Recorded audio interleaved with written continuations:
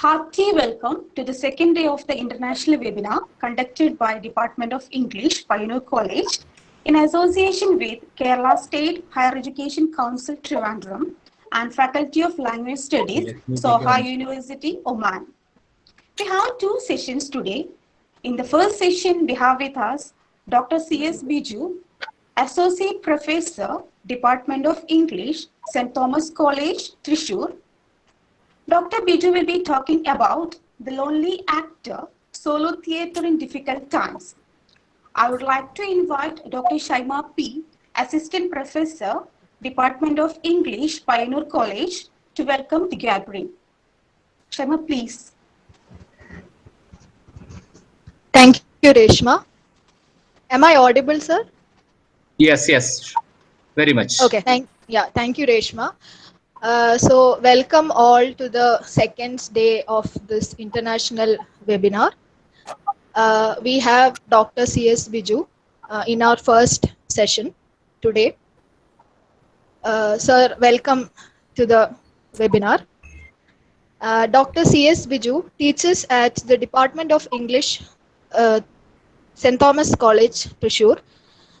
His areas of interest include contemporary visual culture, performance studies, South Asian diaspora, 19th century theatre, and modernity. He has conducted extensive research in expressive cultures of South Asian diaspora with the support of international organizations such as the British Council, Arts and Humanities Research Council, and Indo-Canadian Institute. The voluminous archive of theatres of South Asian diaspora will be opened for public access soon. As a Fulbright scholar, Dr. Biju has specialized in organizing documentary theatres in communities. His debut documentary film on intercultural theatre will be released soon. He has completed 3 major research projects on topics such as traditions of shadow puppetry, locations of South Asian diaspora, and alternative theatre methods. He is the recipient of international fellowships from the Fulbright Foundation, Shastri Indo-Canadian Institute, and Charles Wallace India Foundation, and served as visiting faculty at the Department Theatre of City University of New York, the Vishwa Bharati University, Shantiniketan, School of Drama, Thrissur. He has authored 2 books, The Oedipus Machine and Performance Studies, and edited and introduced 3 books, Plays from South Asian Diaspora, The Invisible Actor by Yoshi Oedata, and No Place. Sir, I welcome you again to present and share your views on The Lonely Actor, Solo Theatre in Difficult Times. Over to you, sir.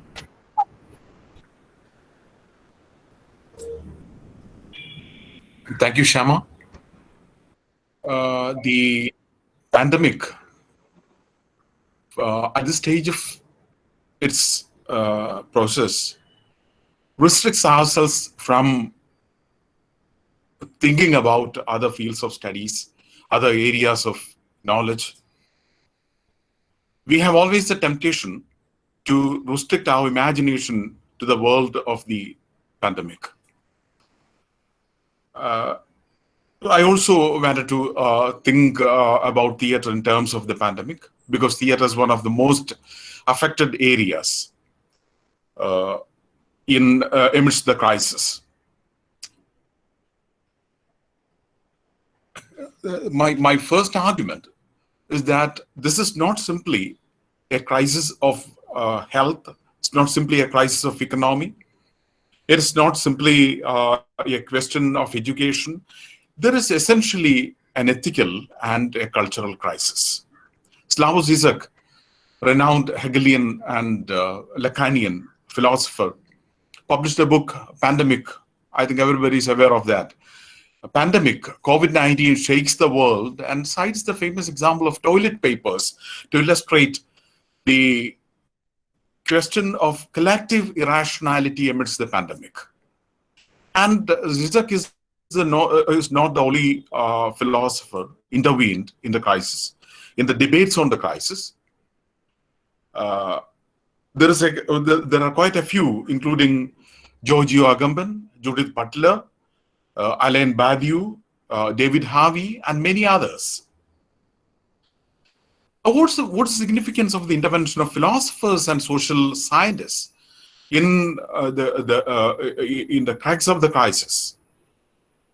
This is simply because the crisis foregrounds, the pandemic foregrounds, apart from the fear of Black Death, the fear of an economic crisis, Great Depression, economic depression, a social contraction, so many other things, the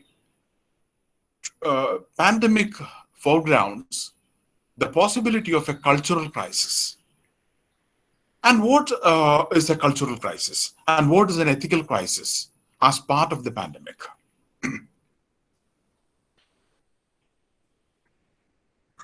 The context of COVID and post-COVID society and the situation challenges all existing moralities of institutions of power, capital, and knowledge. And this is actually a totally an unprecedented way and attempts to redefine the interrelationship between these institutions of power, capital, and knowledge. And at the same time, the context of COVID and post-COVID society initiates doubts about culture, the existence of cultural practices, art, human relationships, and more than that, moreover, representation. That's why I defined this moment as, and the future, if there is a post-COVID moment, both as a moment of cultural crisis. And this ethical and cultural crisis is intensified by the intervention of closing of popular entertainments, popular venues of people assembling, festivals, movie halls, performance venues, and many other public spaces where people used to gather together, including venues of political propaganda, political activism, and all. In the wake of massive shutdown, the first institutions which were closed down were the spaces of public spectacle. And finally, that has become data networks have become the only possible avenues of interaction and debate. If you consider the case of art, specifically theater, immediately after the lockdown, the artists, writers, technical crew, and all the people connected to theaters started to starve with daily laborers.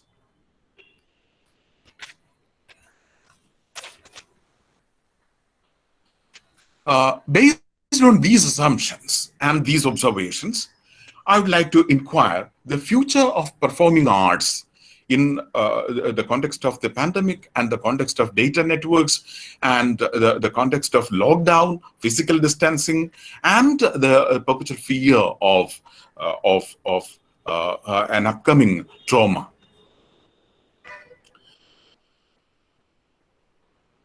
In the wake of the pandemic and the crisis, social media and online platforms have become the only venue, the only possible way to interact with people all over the world. Exactly like academic meetings, meeting places, from online classrooms to webinars to virtual labs, performing art forms also thrive to explore new avenues. During lockdown, there was a flood of digital platforms and performance avenues, such as solo performances, acting and dance workshops, collaborative theater workshops, and all worked out very well through social media and online platforms.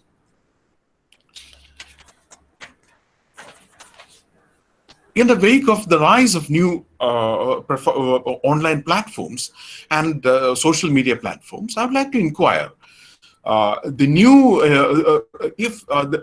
whether there is a newly defined role for theater, especially because of the social, physical distancing and isolation and quarantine and lockdown. A peculiar art form which was very popular among artists and spectators for the last 4 or 5 decades all over the world, solo theater, solo performance. And I'd like to include the possibility of this particular performance form in the context of the pandemic.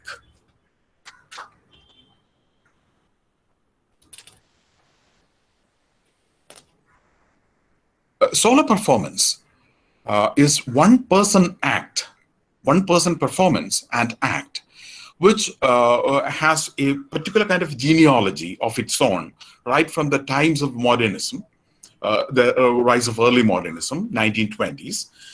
And through solo theater and performance platforms, thousands of people came up with new agendas of performance, such as narratives of personal life, with autobiographical content, narratives of personal trauma, actions and performance pieces connected to biography, personal experience, and political intervention. And at the same time, apart from the intervention of individuals, there were thousands of pieces, thousands of efforts to illustrate protests to socio-political issues, and in many cases, solo performance become a protest art form, and illustration of past events, histories, both personal, public and political histories, and human relationships. All these issues were depicted in a one-person act mode through solo theater and performance. And during the lockdown, thousands of festivals were organized in connection with the particular performance genre called solo theater, solo performance. And even Kerala, there were 4 or 5 online solo performance festivals were organized recently in the last month. Therefore, these all pave the way, throw light upon the possibility of a performance form which is minimalistic, very simple, and at the same time very effective in digital networks, online platforms, and social media networks. Solo performance. I would like to distinguish between solo performance and solo theater for a number of reasons. We'll come to that later. And there is obviously a genealogy of this art form. And this genealogy of the genre called solo theater begins with live art in 1920s and 30s, which were very popular among the venues of European and American modernism, especially the works of Jackson Pollock and others, and vaudeville, theater, cabaret, stand-up comedy. All sorts of these art forms were intertwined in a peculiar way with the concept of solo performance. Laurie Anderson, an eminent solo performer and artist, called it as performance art because, I quote, it is an ambiguous term. Performance art is an ambiguous term. Live performance art in times of modernism exemplified live presentation of ideas and happenings, which is a very important term in the case of live art and performing arts and live performance art in 1930s and 40s and 50s, because the idea of happening art brought to the focus the notion of the procedure, the process, art and process, not the final product, which is a very seminal idea in both contemporary theater and performance research. Therefore, happening also contributed significantly to the rise of the genre called solo performance. And therefore, the point is solo performance does not imply the product, the artistic product, but it signifies a process and an artistic procedure which moves forward and backward at the same time and signifies a moment of mobility. And solo performers, especially from 1960s onwards, use the venues of mainstream theaters, big performance halls, alternative performance spaces such as off Broadway and off Broadway, and clubs, art galleries, hotel lounges, dining halls, and all possible, including classrooms, all possible venues of a performance. Joe Bonney, who has edited a very significant anthology of performance texts belong to the category of solo performances, categorized solo performance art as a coexistence of illusion and reality of improvisation.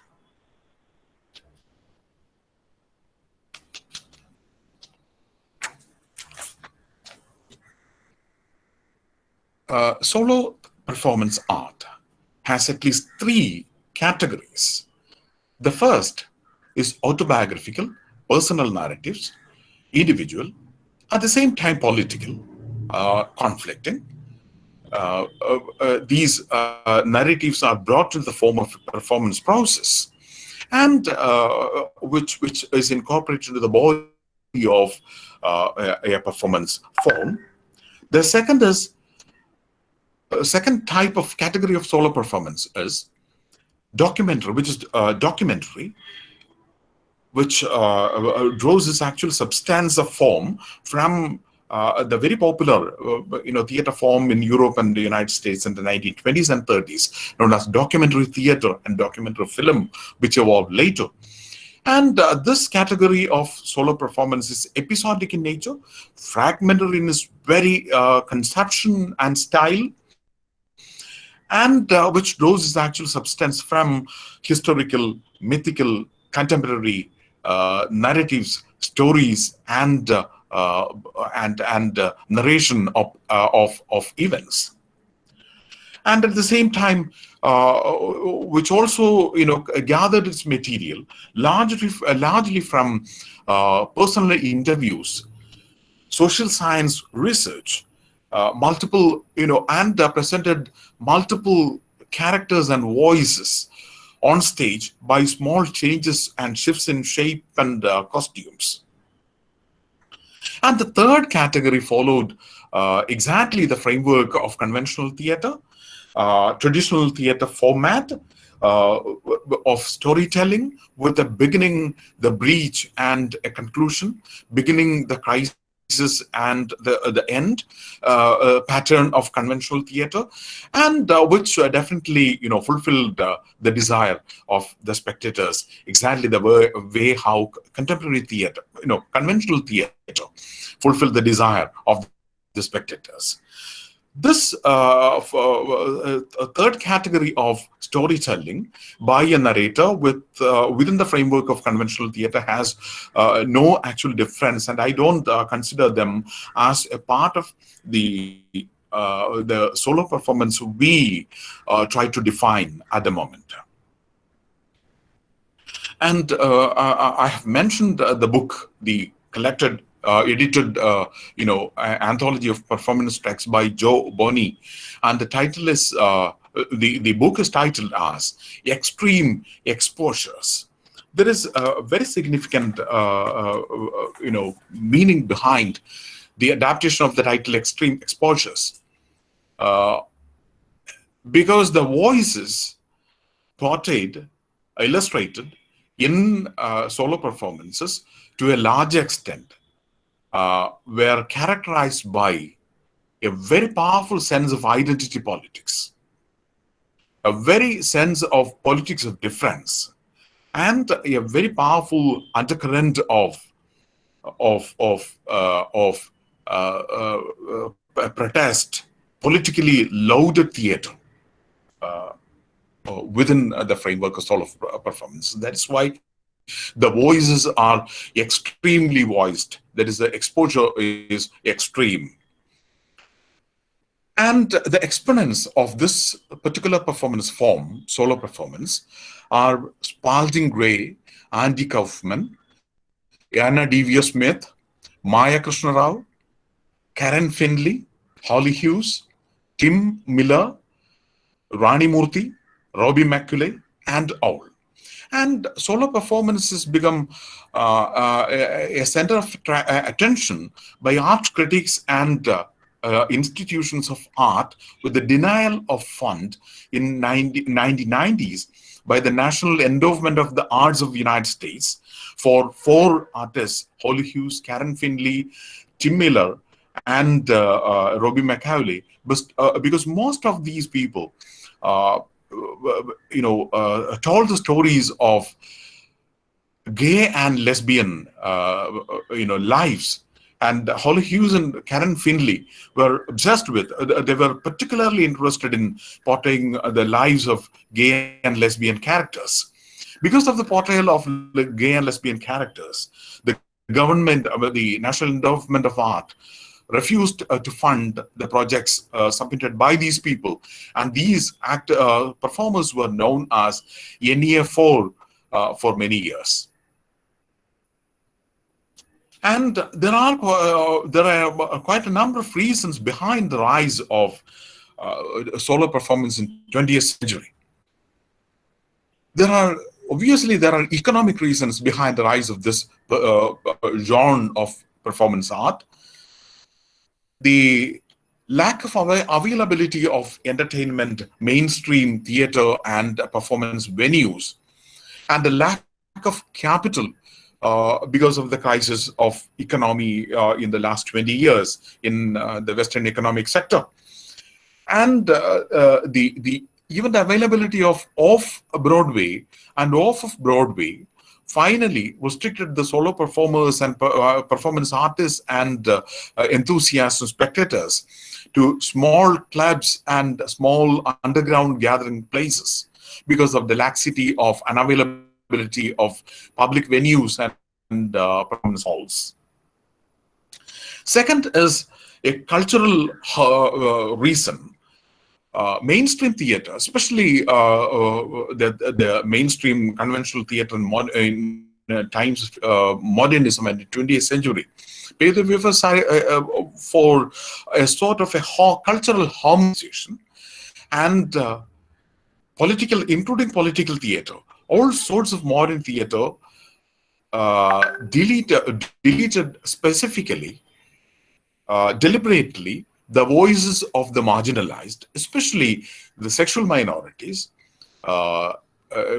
political minorities, racial and ethnic minorities, and religious minorities, and embraced a sort of a universalization of the hegemonic life in Europe and United States.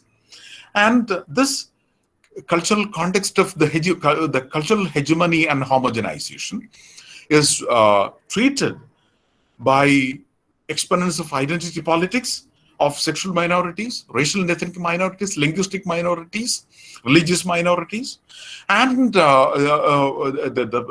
politics of difference is envisaged as a part of the process of asserting the identity of marginal categories. And radical feminism located the first instance of citing the difference, but the politics difference with Carolee Schneemann, a renowned American performer who performed a work known as Interior Scroll, in which she read out her biographical details from a paper scroll taken out of her vagina. And that gradually, this practice gradually paved the way for, if you search Google the Carolee Schneemann, you will get images of this particular performance. LGBTQ and racial and ethnic minorities also asserted their identity and identity politics in the through solo performance in a wide variety of ways. And the third important reason is a political one. There was a Great Depression political theater in the 1960s and 70s because of the large-scale mobilization of political theater and political movements in many countries. And this political theater is directed both to a public political theatrical arena. At the same time, the political theater in solo performance targeted the theatrical institutions existed within the spectrum of the hegemony of modern theater. And this is part and parcel of the spirit of the modernist rebellion against institutionalized hegemonic practices of art, theater, and literary institutions. For instance, Marcel Duchamp's work, Fountain in French and Urinal in English, is depicted the urinal within the framework of on the walls of an art gallery, and thereby dismantling the authority of art institutions and art galleries and the art making process and the ideology of art making institutions. Solo performance art also wanted to illustrate the same political procedure through political activities by dismantling the hegemony and authority of theater institutions in various parts of the world. And the last, the fourth, is a community reason. Large-scale mainstream entertainment theaters have delineated, isolated small communities, especially minorities, and minority communities and racial and ethnic minorities were in search of an experimental performance mode, and they finally found solo performance art as a very effective part of their community practices for self-reflection and community action. And solo performance art definitely opened the way for the possibility of all visual art forms, including cinema, television, graphic and animation art, digital art, and all these things with three important concepts in theater. First, by Vsevolod Meyerhold's idea of biomechanics and constructivism in theater, which incorporated body as a distinct, at the same time, a working acting agency within the spectrum of theater.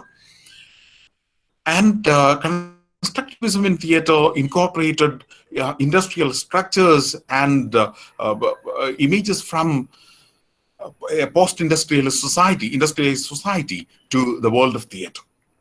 Breath on the other side initiated the idea of Wolfram-Dung effect, which is wrongly translated in English as alienation effect, but the meaning of the German word Wolfram-Dung is distance.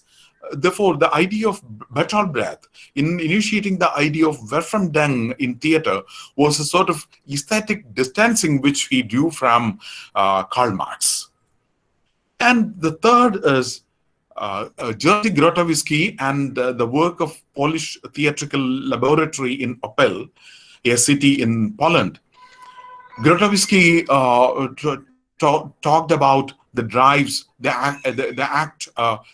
process of acting inspired by bodily drives and psychophysical acting. And finally, the idea of poor theater, which embodied a minimalist kind of theater, which initiated the actor's freedom.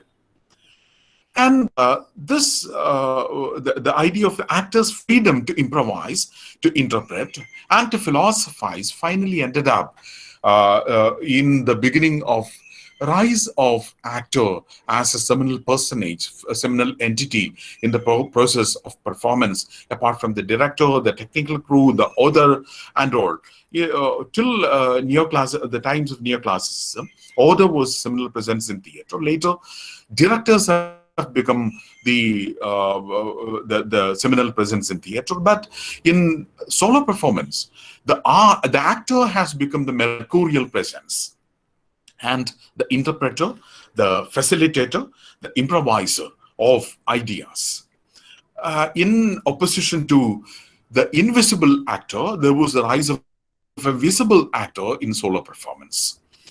Invisible Actor is a work by Yoshi Oida, a Japanese modern actor, traditionally trained in no theater, which I recently started to translate his work, Invisible Actor. The actor in solo performance can be placed in antithesis to the invisible actor in traditional, conventional theater. The actor in solo performance is an actor who is visible, who is intervening, who is initiating a debate, initiating the artistic discussion, and an actor works as an agency in social action, such as Anna Deavere Smith, Holly Hughes, Karen Findlay, Maya Krishna Rao, Rani Murthy of Resa Theatre, and Reverend Billy. In between, let us pass on. Let's go through some small video clips of solo performance collected from various sources for your information. Santosh, could you play the video clips of Anna Deavere Smith? Which one, please? Most famous performers. No, it's Billy, Findlay, great performers. Great performers. Okay. Just a minute. Sure.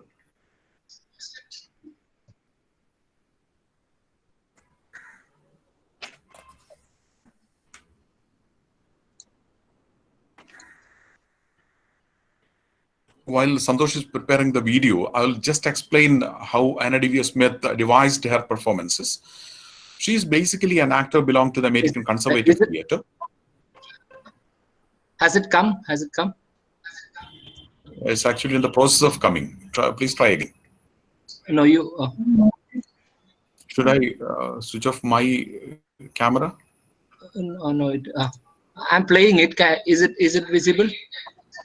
Yes, sir, it's visible. Visible.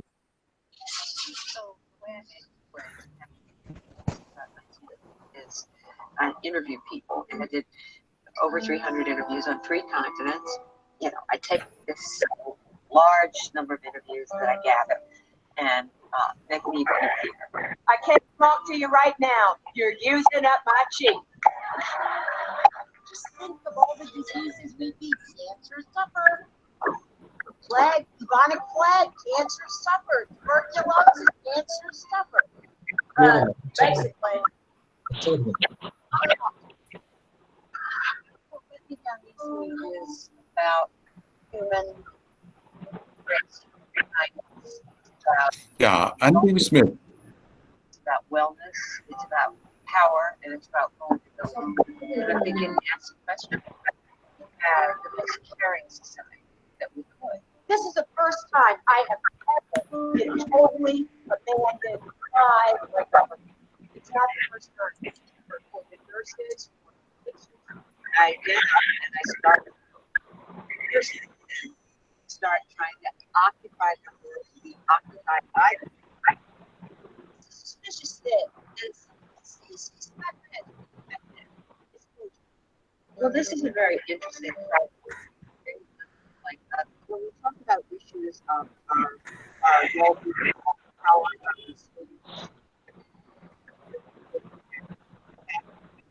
to like that's every right. It's not really. It's that.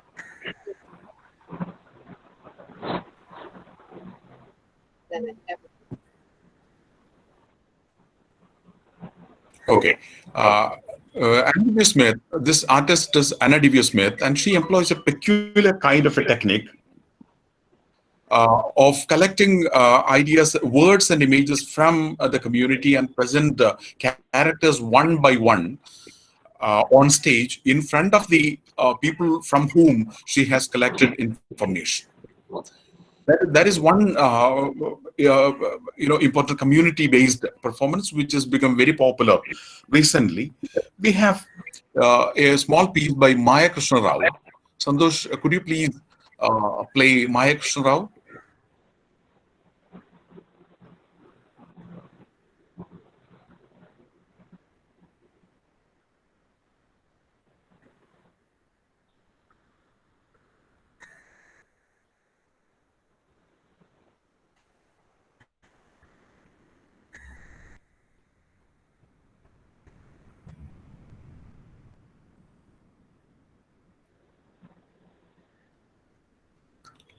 Maya Krishna Rao is a very renowned Indian performer who performed widely all over the world.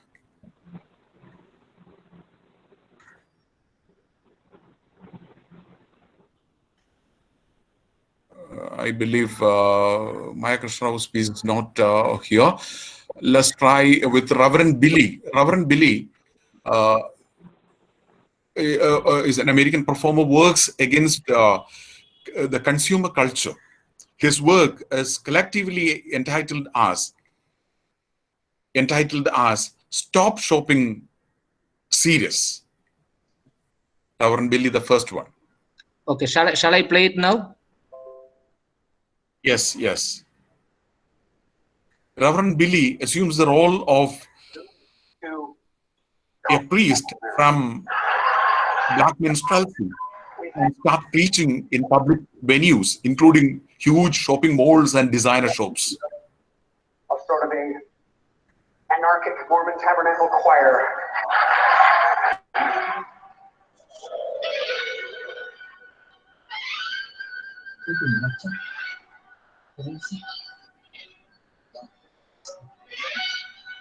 The once sleepy town of Bloomington, Minnesota, a monument for the ages, has risen with their own police force, an amusement park, a wedding chapel, and the first ever college campus built inside of a mall.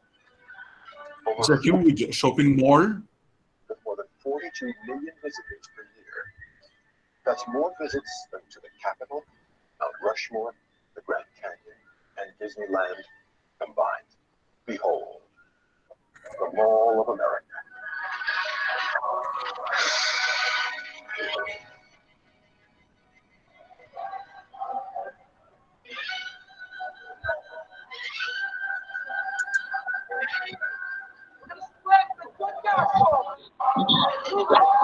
Reverend Billy's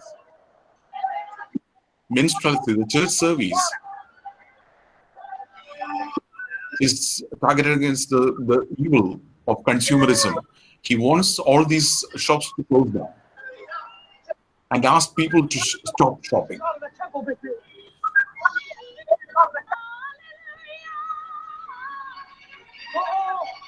We are all ending up inside these super malls. These products are taking over our lives. Should I just get up there?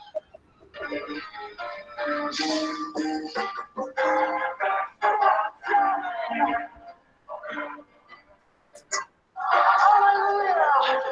Change, oh yeah! Let's change! Here in the heartland of America.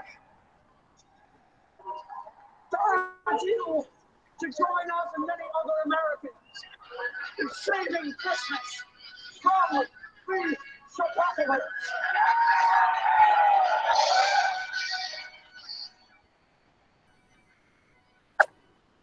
You guys gotta stop protesting or you're gonna have to leave, okay? Okay, well, you gotta walk off after the debate. You're not allowed to be up after. We're just everywhere. You never know when we're going to show up. You got to stop shopping. Your consumption's getting out of control. Hallelujah. I wasn't nice. Right now. Never too late. I'm sorry I yelled at you. I'm sorry. I get angry at police pretty easily. We'll see each other again somewhere.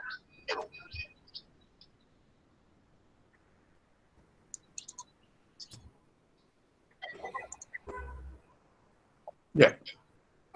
So Reverend Billy is often arrested from the malls by the complaints from the authorities of the malls by the police in various parts of the United States. Let's pass over in Kerala. All over India, there is a vibrant tradition of solo theatres recently in the last 2 or 3 decades. And in Kerala, the works by Sajida Madathil, especially 2 important, solo performances, the Beauty Parlor and Malsya Gandhi, both are very significant in the context of the feminist politics and the context of marginality in Kerala. And K.V. Srija also, formulated a solo performance with the title Kalamkari. Recently, Santosh Kiratu, on the basis of the renowned performer Ochira Velikutti, devised a performance Pen Nadan. And there are 2 or 3 important performers who follow the framework of traditional theatre. Manjulan's Koon and Apunni Sheshi's Terenjeduppu and Rajita Mathu's Abubakar Umma Paranjadu, etc. And Kokad Narayan's recent works in a solo performance mode. And I would like to refer to a very important person in the context of solo performance in India, is Ramachandran Mogeri, who was the former director of School of Drama Thrissur, who was an exponent of solo performance art and political protest in India for the last 30 years. And he was arrested in many places. And let's have a small piece of Ramachandran Mogeri's work. Santosh. Yes, I'll play. Yeah, Mogeri.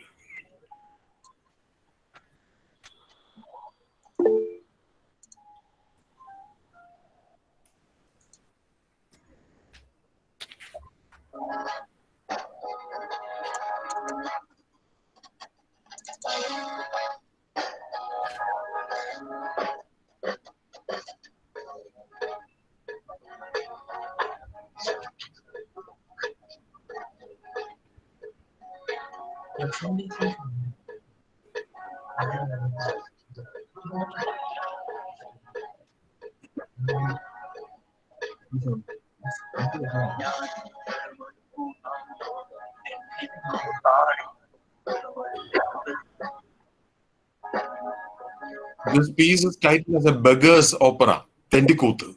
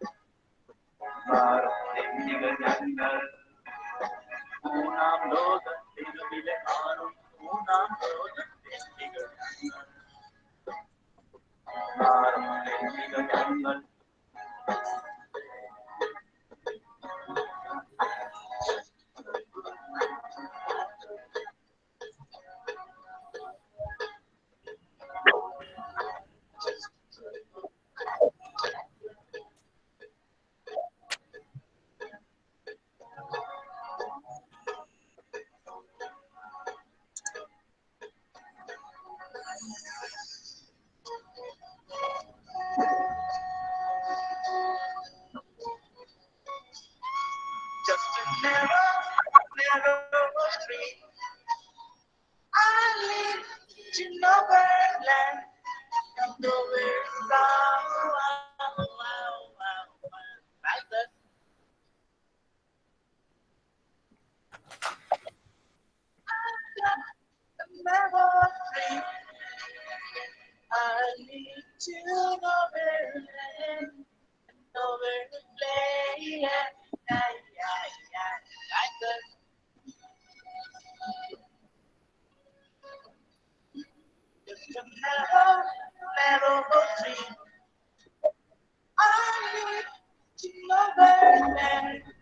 I'm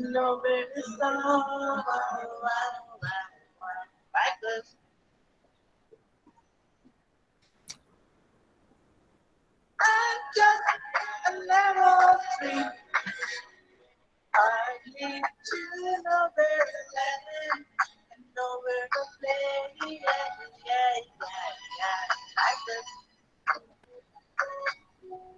This is interesting to see. Moghetti has gathered information from various sources, materials from images, photographs, newspapers, music, television, and all.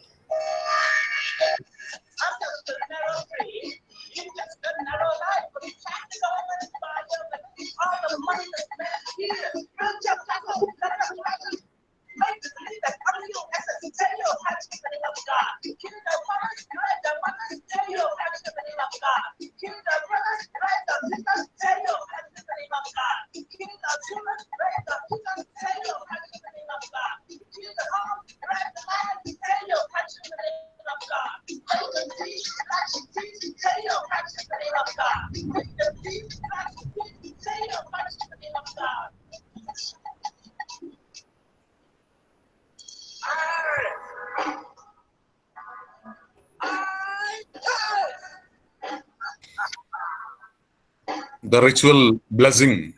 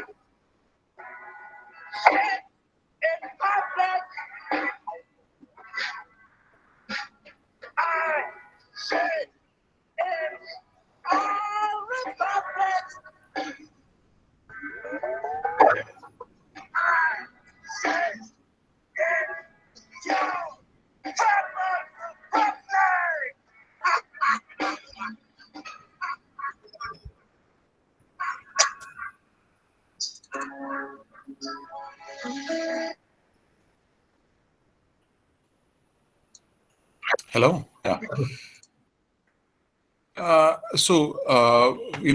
Ramchandran Moghetti has incorporated a wide, materials from a wide variety of sources, such as images, music, musical instruments, costumes, etc., and new photographs from newspaper, video clips from television, etc.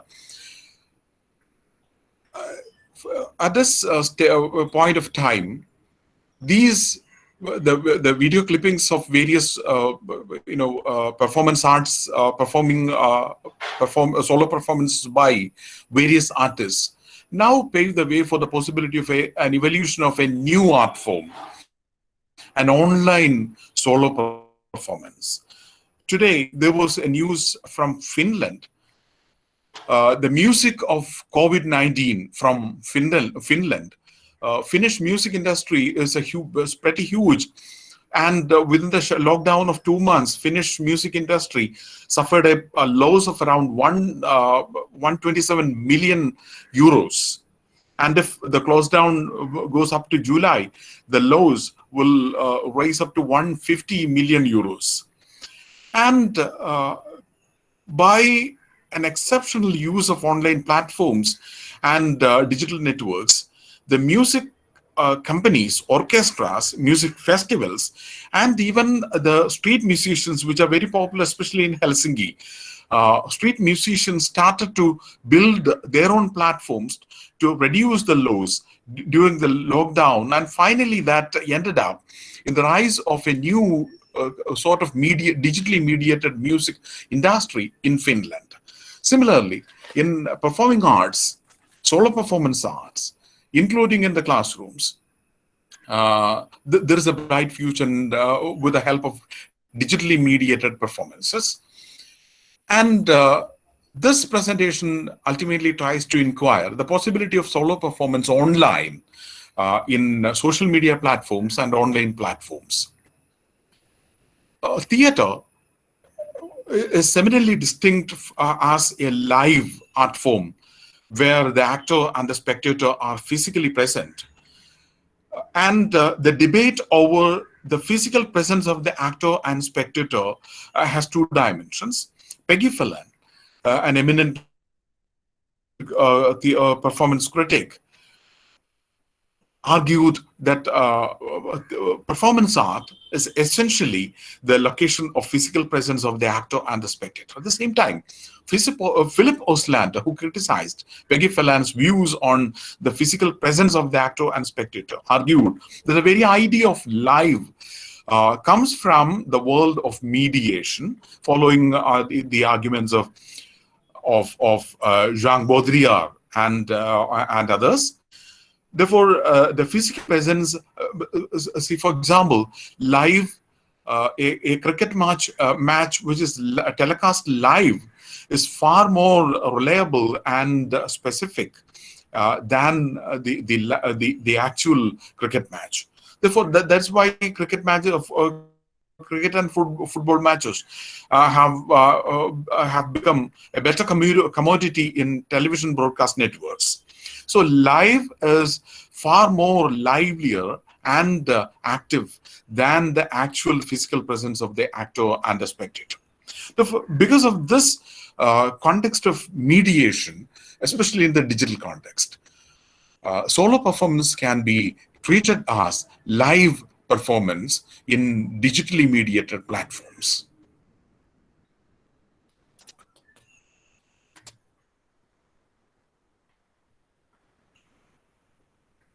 And this here, in a digitally mediated platform, the role of the actor is entirely different from the role of the actor in traditional solo performances and traditional theater.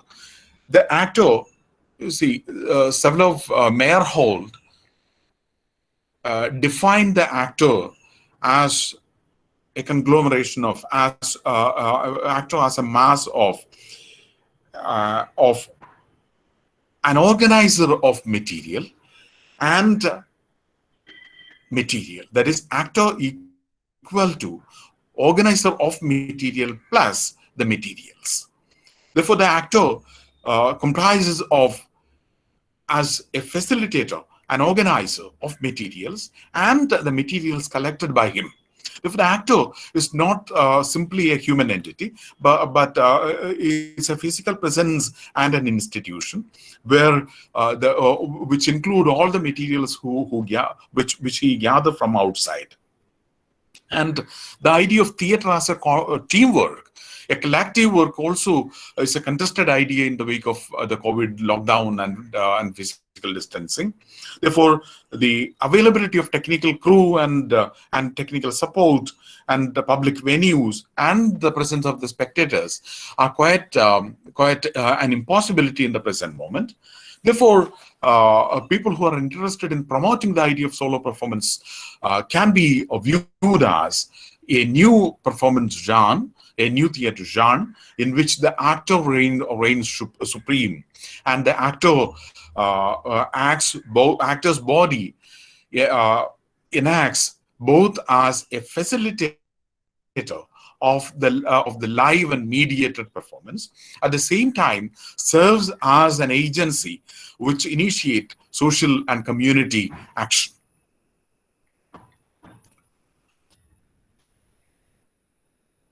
And therefore, actor in solo performance is not simply an actor in the traditional sense, but the actor is a facilitator, an organizer, an interpreter, an improviser, and definitely a philosopher who defines the world of performance around him. And the actor can gather his material from personal, collective, and social experiences, and documents from various sources, including internet, and images from photographs, from galleries, from museums, from archives, etc. Therefore, actor as an agency in solo performance has a newly redefined role in the context of online digitally mediated solo performances, where the actor is an interrogating mercurial presence who questions the hegemony and dismantles hierarchies and social structures through his performance. At the same time, as a socially initiated action, the actor, on the one hand, the actor intervenes in biographical construction of the narrative. On the other side, he is embarked on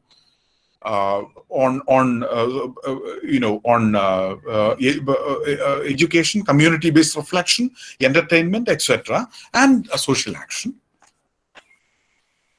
And this new genre of performance, digitally mediated solo performance, has a wide possibility as a medium of education, as a medium of community action, as a medium of social science research and ethnography, as a medium of explicit exhibition of crisis of identity and politics of identity.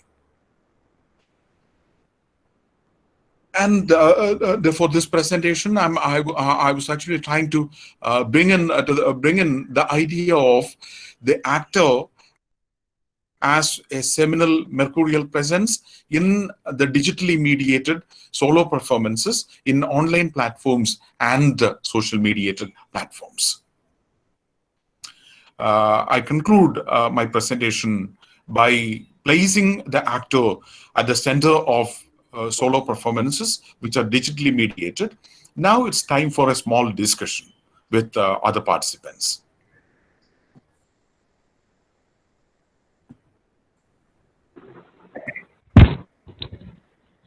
Thank you, sir. That was a really interesting talk. Dr. Biju here had talked about art largely, and specifically about solo performances, in the context of a post-pandemic era, where popular performance spaces are being largely closed. And the very title of the paper, The Lonely Actor, I guess is very relatable to everybody. I mean, we are all turning lonely actors because all kinds of community interactions are being leveled down or not happening. So sir also talked about the also historicized the importance of solo performances, in asserting the identities of various minority communities. Also talked about the various forms of solo performances in various cultures, including that of Kerala, and the different platforms that the solo performances are happening, including digitally mediated platforms. And sir also emphasized on how solo performances actually helps dismantle various forms of hegemonies. So now we open this talk to discussions. You can share your questions, comments in the chat box. Thank you. Shaima, a couple of questions have already come in. You can just pick them out, and I hope you can read it from. Yeah. Please pick out questions related to this topic only. Sir, we have a question from Ritwik Shankar, who asks, what will be the future of the ritual performing arts?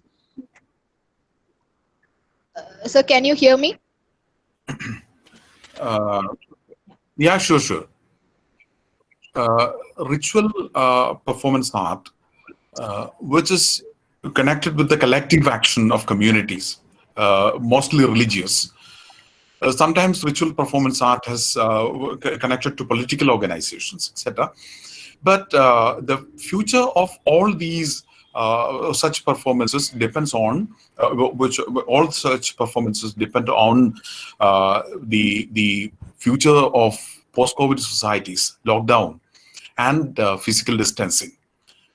All art forms, all collective art forms, which are exhibited collectively amidst many people.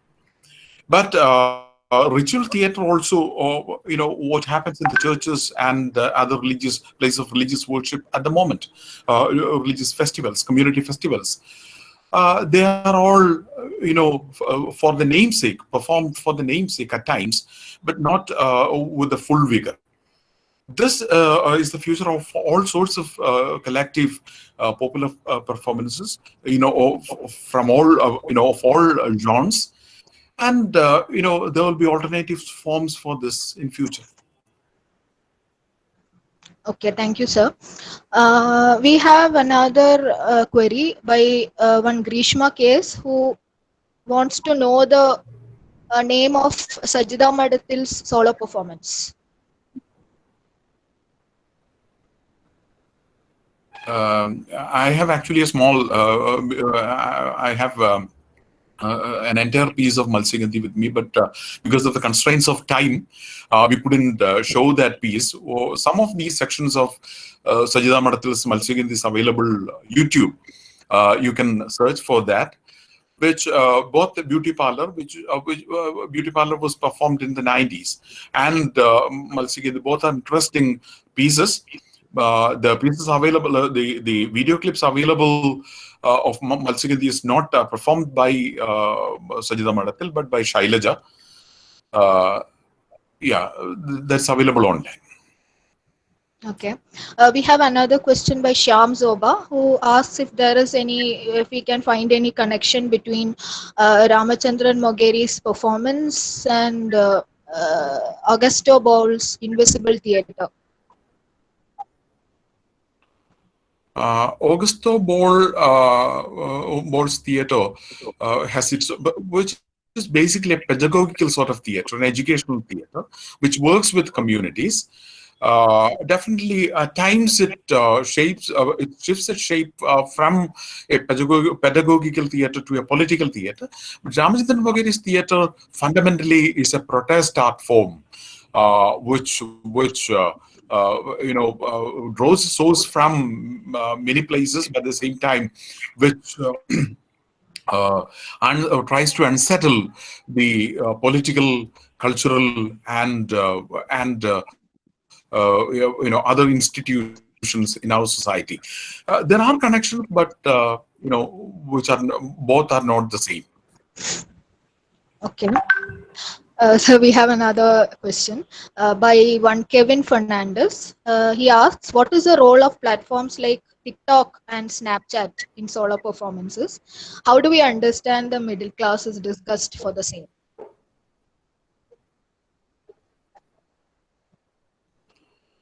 Yes, these online platforms are, I've actually considered them as a bundle together. TikTok and all these online platforms are very effective in bringing out solo performance. And, I also, I didn't have time to mention Mr. Kokar Narayan's work and the online solo performance competitions which were conducted recently in the last 2 months in various parts of India, especially in Kerala. And that small piece is with Santosh. A small solo performance by Kokar Narayan, who is not trained in any way, but who accomplishes wonderfully a small piece without even dialogues. So all these social media, online, digital platforms have very particular importance in promoting solo performances. Okay. Santosh sir, do we have time for more questions?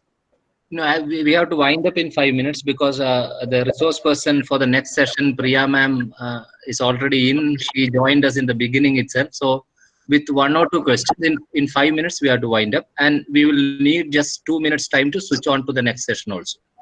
So 2 more questions can be accommodated. Yeah, we have a question by Biju sir. We have a question by Raji. She asks, won't there be any challenges and problems for the solo performers when they move to an online platform? By the way, I would like to mention a performance which is published today in Facebook by Chilanga Productions. Dilip Chilanga performed a work called Migrant. If you search, or otherwise I can share that performance with the help of Prasad, his friend, which incorporated the life of a migrant through, in a sort of a grotesque acting, incorporating images and graphics from various sources, etc. See, about answer to the question, the challenges is the life of a solo performer right from the beginning of beginning that genre from the time of experimentations in modernism. Therefore, digital platform, of course, is a challenge to any solo performer, and any solo performer in particular. But these challenges can be overcome by the resources available at the moment. If you go through that work, Migrant by Dilip Chilanga, you'll find how beautifully the actor, there's also a solo online performance, that performer has overcome the constraints of physical presence, lack of audience, etc., through incorporating graphics, images, and words. Okay. Yeah. Thank you, sir. This was really a very productive session and a very interesting talk. Thank you once again for your talk. Over to Reshma. Thank you, Shama. Yeah. Thank you, Shama. Thank you to S. Srihari and Santosh and all the whole Department of English, Payyanur College, and all the people who participated patiently for the last 1 hour. Thank you. Thank you, sir. We have a formal vote of thanks also. Sir. Reshma? Am I audible, Shreya? Yeah, Am I you audible? are audible. Yes. Okay. Since we are approaching the end of the webinar, here I would like to invite my colleague, Mrs. Shamali P., to propose a vote of thanks. Shamali P. Am I audible? Yes, Shamli. Yes. First and foremost, I would like to thank Dr. C.S. Biju for his presentation titled The Lonely Actor, Solo Theatre in Difficult Times. He described in detail how this pandemic leads to political, cultural crisis, and he talked about various solo performances all over the world, and he also gave a detailed description how solo performance challenges authority. Thank you, Dr. Biju, once again. Next, I would like to thank our principal and head of the Department of English, Dr. Pramachandra. I thank Dr. V.M. Santosh, IQAC coordinator. Now, I would like to thank all the participants for their active participation. I thank Reshma, my colleague, for her lively and spirited comparing. I also thank Kerala Higher Education Council and Faculty of Languages, Sohar University, Oman. Last but not the least, many thanks to Dr. A.C. Srihari, Dr. Shaima P. and Dr. Aishwarya P.K. for wonderfully coordinating the function. Thank you all.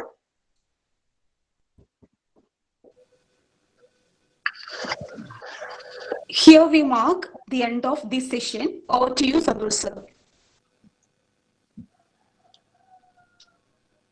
Santosh sir. Okay, Reshma. Okay. So thank you, Reshma, and thank you, Dr. Biju, once again. I hope you will be staying with us for the next session also.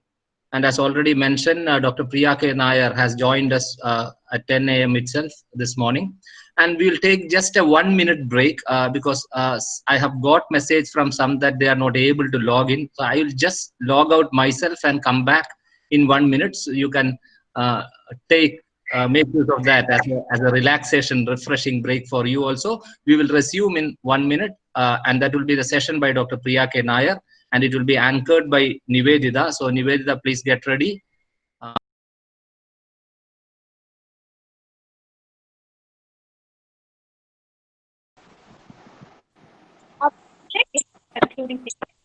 And in this session, hey everyone.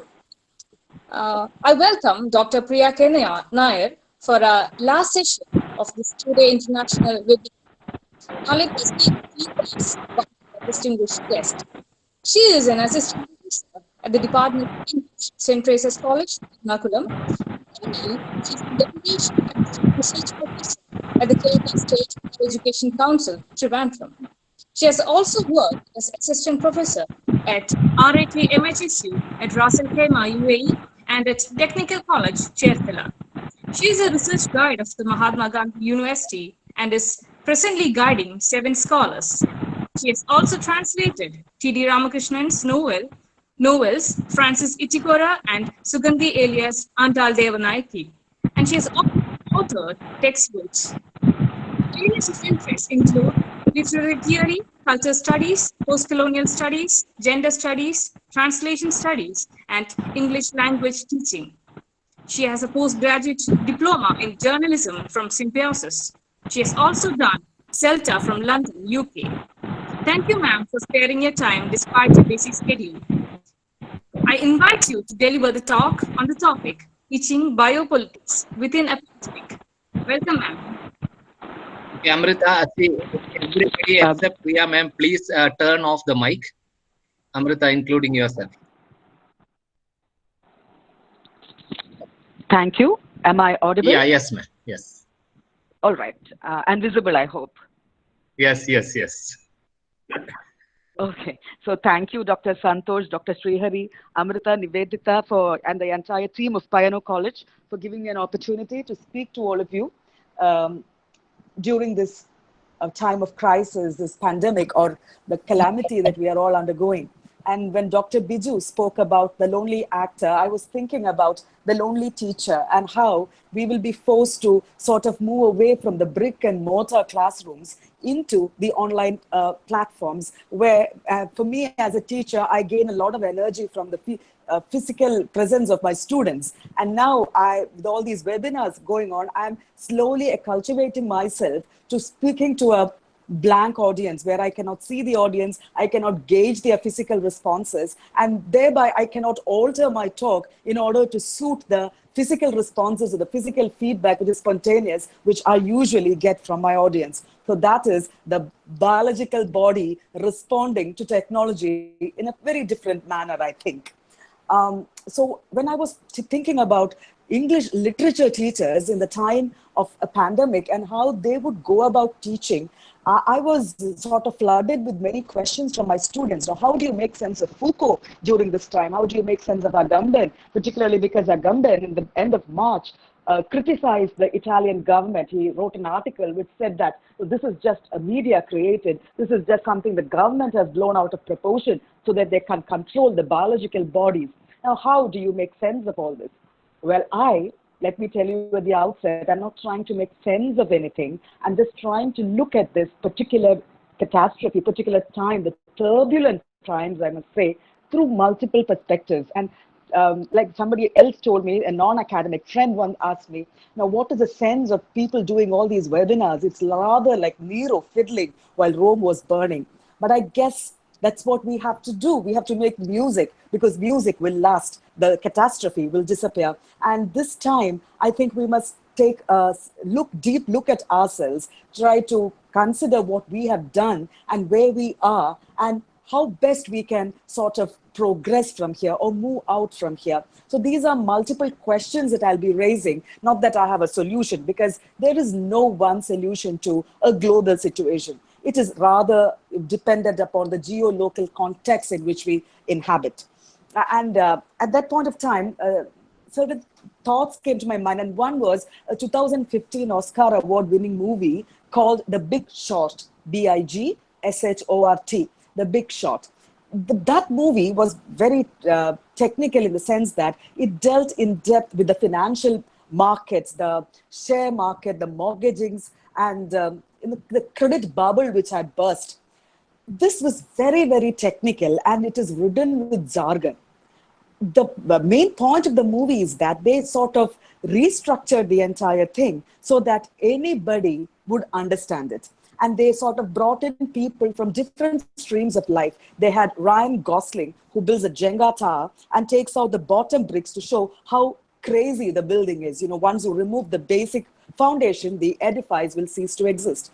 And you have Marge Robert, the actress, and she's bathing in a bathtub filled with soap bubbles, and she tells you how fragile the economy is because it's as fragile as a soap bubble. And finally, you have a chef, a world famous chef, Anton Bourdain, who comes to you with a 2-day-old fish and dresses it up in a very tempting manner and sells it to you, just to show you that this is how most financial deals are made.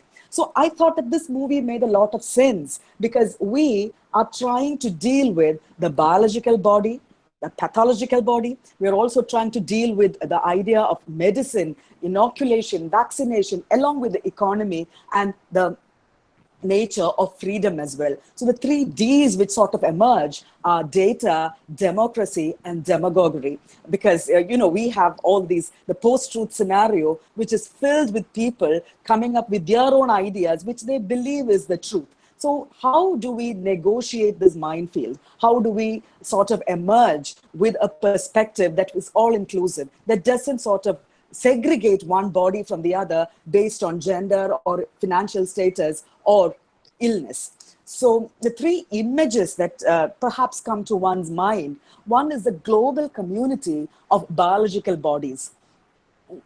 Pan-culturally, you have human bodies which are all, what do I say, in a precarious situation. The precarious, we've all become precarious in that manner, and we're all susceptible to diseases. So that is one image that comes to mind. And the next is you have these borders which are clearly drawn, the nation state which has slowly but very strongly come into your conscious mind once more, where borders are very clearly drawn, and the virus which doesn't actually pay any attention or any heed to any sort of natural or unnatural boundaries.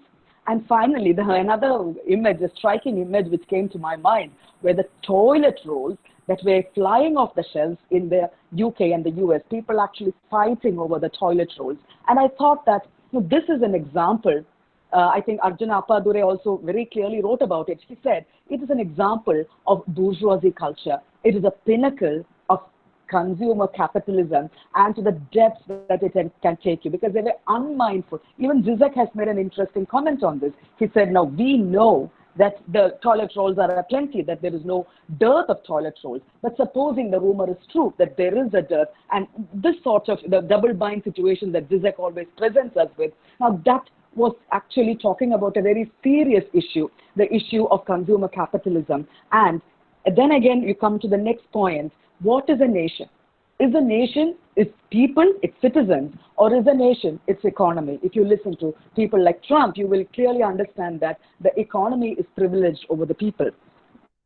I mean, I don't know who to blame. I don't know who we are pointing fingers at, but that is another situation. What the idea of a nation, is it, who do we prioritize? Do we prioritize health? Do we prioritize the citizens? Or do we prioritize the economy? So when we come back to this concept of the toilet rolls and people fighting over the toilet rolls, you find consumer capitalism there, because you find toilet rolls which advertise different colors, textures, perfumes on one side, and on the other, there are communities, there are societies which do not have toilets at all. So sanitation becomes a huge problem here. And when we emerge and when we come to the next level of the pandemic, we will realize that countries which have more infrastructure, more sanitation measures, lesser population, they might recover quicker than a country with all these categories within them. And another word, the COVID vocabulary which has contributed is the new normal. This is actually a very aporeatic word like post-truth, because when you talk about post-truth, the idea is that before we came into this idea of post-truth, there was an era when people spoke only the truth. So when we talk about the new normal, the idea is that there was something actually normal. Well, very personally, I don't think that we were ever normal as such. If you view us from the ecological point of us, means humanity at large. If you look at us from the gender point of view, if you look at us from the ecological point of view, the economical point of view, humanity as such was never normal. We were rather greedy. We were very much interested in ourselves, very self-oriented people. So coming to this idea of data, democracy, and demagoguery, I think we will have to go into the idea of globalization as well, the idea of the governmentality, the idea of the power structure which is being used to control people, to control the epidemic, the sanitation measures that are being used, and of course demagoguery, the pub speaking of or the ideas that are circulated, which sort of sometimes racialize the virus, communalize the virus. You give the virus a particular identity, a particular religion, you give the identity. All these things happen within the ambit of the post-truth or the demagoguery. The next crisis which has happened is this blurring of the boundary between the private and the public. For a long time now, we've lived in the virtual scenario, and Facebook and Instagram have been public confessional booths where you come out and talk about things that you wouldn't talk to a physically present person. So now, what about the protests? What about resistance movements? Will they be allowed the public space, or will they have to move into the private realm of the virtual world? That is one question. Another question is the private world is being intensely publicized. The very glaring example is your route map. Now, supposing you are diagnosed with a disease, immediately they will ask you to look at your route map. So nothing is private anymore. And another thing that we must here notice is that till a particular point of time, we were very reluctant to give up information. We were reluctant to ask for information. Now it has become a matter of right. I demand to know where my neighbor has come from. I demand to know where the person sitting next to me has come from. And we are complicit in surveillance. It's not that we are resisting it. It's not that we are complaining about it. We feel that it is perhaps not enough. We have to be surveilled more. You look at yourselves and you look at the other as well with a lot of suspicion, with a lot of problems. So there were questions regarding now how to teach Foucault, how to teach Camus' Plague. And I think there is a character in Plague which explains his persistence in fighting the plague in this manner. He says, there is no question of heroism. It's a matter of common decency. And I think that is something that we need to internalize. It is just a matter of common decency to respect the other, to take care of the other as much as we take care of ourselves. And yeah, Camus, I think, was talking about resistance and how people can come together in a crisis and resist this particular crisis. So coming together doesn't mean physical proximity. It can mean emotional, mental proximity. And another text which I found very interesting was written in the wake of the SARS virus of 2005, and it is called Networked Diseases, Emerging Infections in Global Cities. So, they come up with very interesting ideas which are quite relevant to these times as well. It's called Networked Diseases, Emerging Infections in Global Cities. And the book says that the public health challenges are global. And when we talk about globalization, we talk about intense fluidity of movement of people, movement of food, movement of food products, interchange of ideas. So along with humans, along with food, what moves are pathogens? What moves are viruses? So the question is, how do we prevent the pathogens from spreading, and how do we enable humans from moving as freely as they possibly can? So I think when we discuss the pandemic and we discuss the theoretical aspects of biopolitics, we have to bring in the equation of globalization as well. Because within globalization, any event can have unexpected, disproportionate, and emergent effects which are distant in time and space from where they occurred. So the epicenter might be very far away, but the impact will be felt all over, because that is how the world has constructed itself. And the cities, even now, if you look at it, the cities are the most affected. And in the world economy, cities have always been connected through material and information flows, the labor market, the investment cycles. So what was not that clear was that the global cities could also work as a network for disease transmission. We just looked at the positive aspects of it.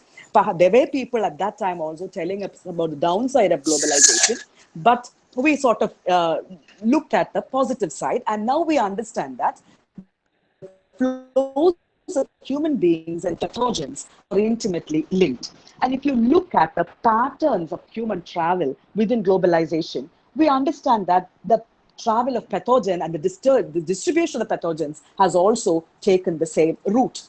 So here we have to look at the scaled hierarchy of global cities as it has become the conduit of disease transmission. So there's another reality which has become very clearly visible. That is, there are 2 points here. One is that the global cities hierarchy is a very complex network of topological relations. This happens externally, that is one city connected to the other, and internally, the capillary system of the globalized metropolis. So within the city and cities connecting themselves to each other. So both these connections have to be closely scrutinized, and then it becomes very clear how cities act as conduits for the transmission of bodies and of pathogens. So when such cities were conceptualized, there are the ideas that were foregrounded were mobility, flow, and dynamism. And the consideration of such factors is very clearly understood through the networked and the topological understandings of the city. So the urban space is very closely studied in the wake of virus transmission. So we have a lot of points to consider here: the speed and ease of global travel and the rapid uneven urbanization. That is very crucial, the uneven structure of urbanization and poverty. And of course, you have the aging population as well, where your time on the surface of the earth is extended through different mechanisms, through medical technology and interventions. And the idea of the body, which becomes extremely important here.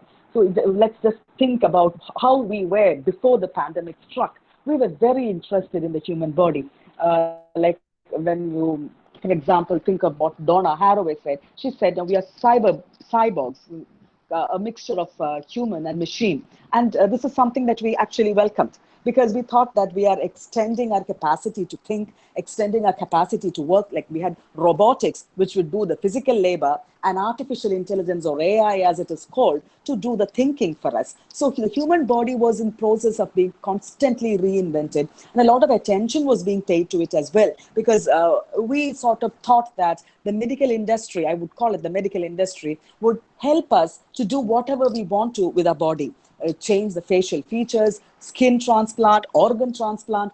So you could do anything, you could play around with your body, was an idea that had set in, at least in the West, at least in technologically and economically developed countries.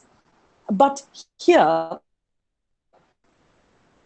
when you move from that situation into another situation when you sort of guarding yourself against these viruses, we sort of rethink all these ideas. And there are many questions which are being raised. So what are the bioinformational cross-border flows that post-date the nation state? So like I told you, you have to think about the nation state as well in the idea of globalization. We now know that the nation state has emerged as a very powerful entity.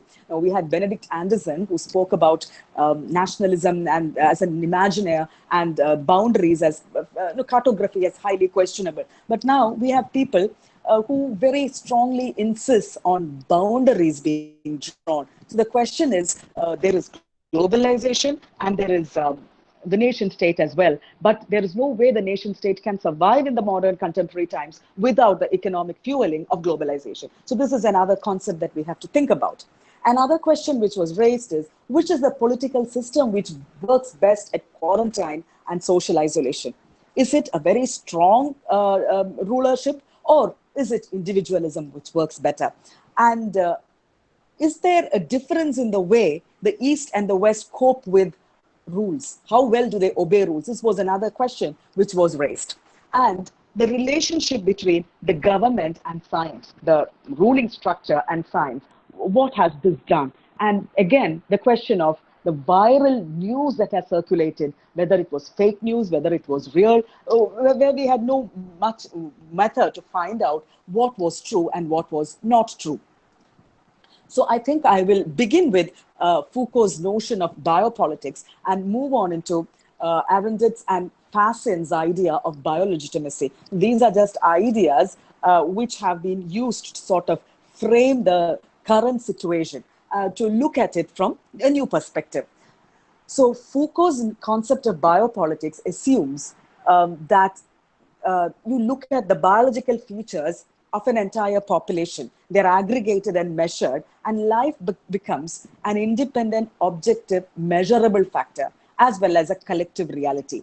So you take the population as a whole and you divide the population based on certain categories so that you can understand the demographics better, and knowledge, which is very closely associated with power as well.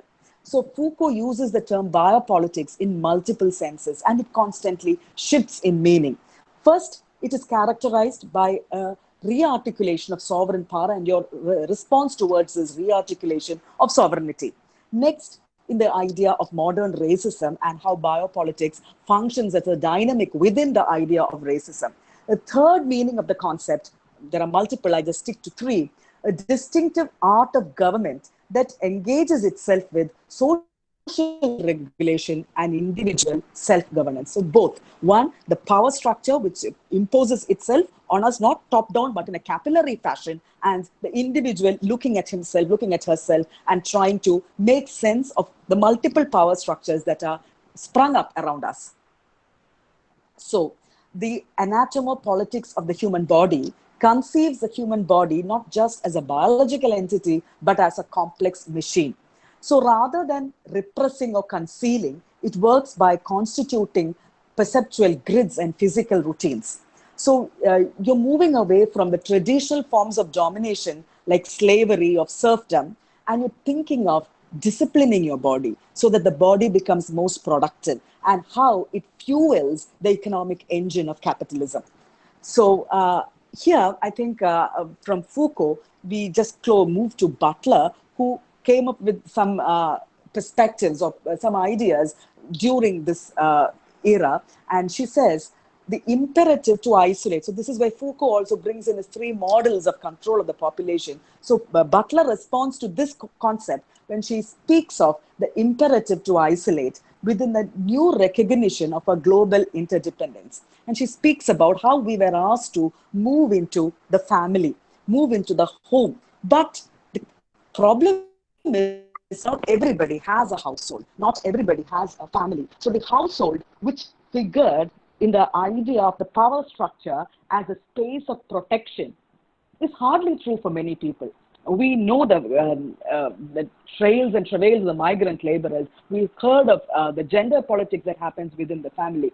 And when I say gender politics, I do not at any point of time try to privilege women. There are men who are equally penalized within the four walls of the house. Therefore, the household, which was supposed to be sacrosanct, which was supposed to be very cozy, protective place, was hardly that for most people. And the virus doesn't discriminate. It treats us all equally.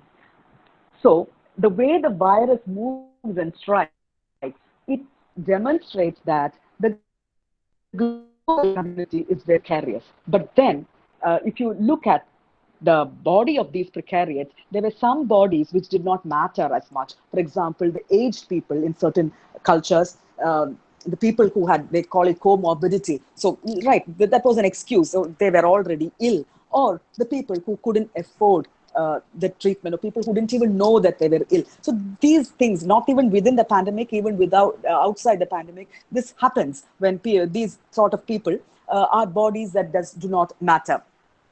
And these are the biopolitical elements. And when we look at the nation, and when you look at Trump, who said that return to business as usual, it meant risking the mortality rates, which is quite justified. And this is all right because the most vulnerable people are affected, the elderly, the homeless, the comorbidity condition, and as long as the economy can be protected. So that, that's the question I raised in the beginning. Now, what is a nation? Is a nation its economy, or is it the boundary, or is it people? Oh, this is not an easy question to answer. This is never an easy question to answer.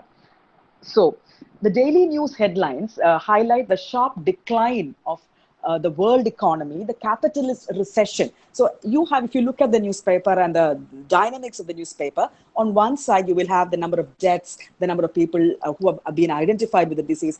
Equally important is the fear of recession, the fear of people losing their jobs. The framing of the COVID-19 pandemic is also the framing of an economic crisis. It reveals the priorities that are at work, but also indicates the limited tools that the state has. And this is at a time when human beings were sort of very proud of ourselves, that thinking that we had conquered or mastered everything that we could or absolutely do. And this comes as a sort of reality check. And coming back to Foucault, I think because we're running short of time, I will quickly look at Foucault and the three diseases that he has used to frame models of power. At the end of the Middle Ages, leprosy, coming back to Foucault, disappeared from the Western world. It didn't disappear completely, and the leprous area were emptied to make room, according to Foucault's somewhat controversial thesis, as an exclusion from society of the poor, the vagabonds, the sick, and the mad. So these people were being brought together. And for Foucault, this was an early model of power, where power separates the healthy from the sick, excludes the deviants. Now, who were the deviants is a matter of conjecture and questionable categorization. And they were outside the city gates. Don't bother about them. And from there, you have the new model of power, which he spoke about in Discipline and Punish, the plague model. Here, deviants were no longer simply excluded and locked up. Everyone, children, soldiers, prisoners, the poor, were subjected to a rigorous discipline. That is, make these bodies productive so as to fuel the economy. So again, the bodies that mattered in certain ways, but did not matter in other ways. And the next model is a smallpox model. And here, the inoculation practices is what is highlighted. The primarily economic freedom of the individuals emerged in a new way as something irreducible, something absolutely fundamental. And Foucault developed this particular model. And it is based on the abandonment of the dream, where you can completely eradicate pathogens or intruders or germs. And you survey the society in depth to discipline the movements of all. Like, you cannot sort of control the movement of everybody. So what you do is you understand that the pathogen has to live along with you. I think when we look at the world today, you find all these different models. Sometimes the same country will have the three different models in existence, but perhaps emerging new models as well. Here you have medical campaigns, the power collects data, compiles statistics, and takes on the character of disciplinarization of individuals. You find these three models either transiting from one to the other or coexisting at the same point of time.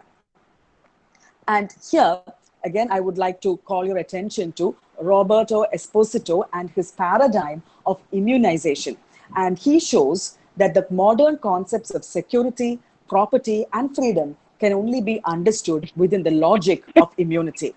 So characteristic of this logic is an inner connection between life and politics, in which immunity protects and promotes life, while also it limits life's expansive and productive power. Now, I will not be drawing examples from the current scenario, because that is something that all of us have to do from our own geolocal context. Like, that is where post-theory and nomadic ideas come in. You cannot have a single formula to control all the emerging notions, emerging events. This is something that has to emerge out of ourselves, our reading, and the application of such ideas.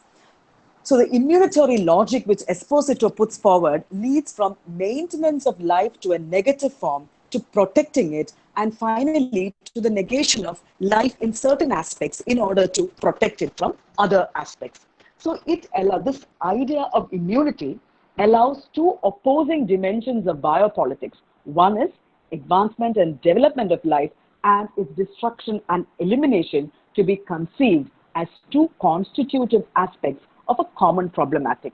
So for Esposito, as well as for most thinkers, the racial and extermination policies of the Nazis were the most extreme form of immunitarian rationality, where life politics developed into the politics of death. It has been called thanatopolitics or necropolitics, like Achilles Membe puts it, which bodies are fated to die. And like I told you about the three models of power which Foucault has put forward, and from here, I would like to go into the concept that Edward Fassin has put forward.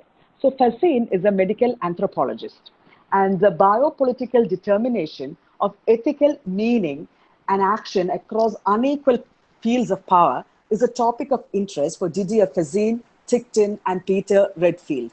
Now, they start thinking about biopolitics and biological existence of the humans from this organization known in the US called Doctors Without Borders. And this term, I think when I started reading through biopolitics, Fassin's idea of biolegitimacy was what struck me as being peculiarly relevant in the contemporary times. His term biolegitimacy traces a fundamental political realignment where the sick or the injured body is assigned a central political meaning. So Fassin is not talking about the COVID-19 issue at all. Fassin is talking about any virus or any disease, and the injured body, the sick body, is given a very important political meaning. So biolegitimacy, he says, and he looks into the idea of nationalism, he looks into the idea of migration and refugee status also when he talks about biolegitimacy. So biolegitimacy, he says, is an instrument and device for the production of rights. And it gives you the right to demand services and care from the state. It is a means to demand and conquer rights, and it is also an expression of a new biopolitical regime. So, biolegitimacy is articulated with a broader context of a political shift with emphasis on the process of pathologization, medicalization, or biologization of social experiences. So I think this is where Fassin becomes quite important, because if you note, he talks about pathologization, medicalization, and biologization of social experiences. Like, you talk about physical distancing, you talk about wearing masks, you talk about hand sanitization, and this particularly concerns the production of public policies and actions of the states in the fields of rights and citizenship. So Fassin begins from the recognition that the right to life has gained priority on human rights agenda in relation to social and economic rights. So this is where we are at present, I think. You have your social rights, you have your economic rights, and what emerges more important is the right to life. So this is where Arendt has also spoken about the right to life, and she says that that must be considered a pan-human right, not the right of a particular group of people, a particular race or a gender, but a pan-human right. So an additional development that these thinkers contribute to the biopolitical analysis is they link the knowledge, power, and subjectification together, and they link also the body, life, biological knowledge, medical evidence, legal knowledge of the biological body, and power. So the legal knowledge of the biological body is another crucial factor, because I'll just give you an example. If you have listened to me before, I'm sorry, there are certain examples which I use time and again. This is an example from Henrietta Lack's story. It is an incident which actually happened in the US in the 50s. And Henrietta Lack was a 56-year-old Black woman who went to the hospital to get treated for cancer, and her cervical cells were taken for investigation, right? So there was nothing called informed consent. She was told that they are taking these cells for testing.